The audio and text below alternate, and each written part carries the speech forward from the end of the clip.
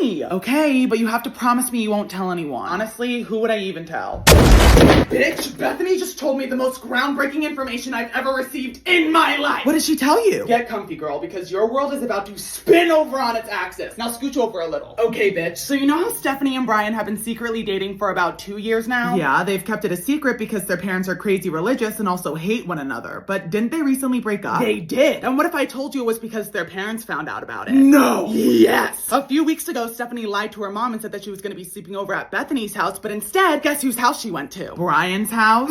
Stephanie went to Brian's house because they both thought that his parents were going to be out all weekend. But they weren't. They were supposed to be out of town, but Brian's mom ended up catching the flu on the car right there, so they just turned around and went back home. No. And guess who's knocking on the front door when Brian's parents pull into the driveway? Stephanie? Yup. So Brian's parents let Stephanie into the house, and Brian comes walking downstairs thinking he's only going to be greeted by Stephanie until he sees his mom and dad sitting on the couch across from her. No. His parents start interrogating them, and Brian and Stephanie tell them everything. I mean, what else were they going to do? They got cornered. But here's where things get interesting. Of course there's more. Brian's parents practically begged them to break up, and it's not because they're super religious, and it also isn't because their families hate each other. Then why? Because Brian and Stephanie are actually half-siblings! No! Brian's mom and Stephanie's dad had an affair. That's why their families hate each other. By the way, make sure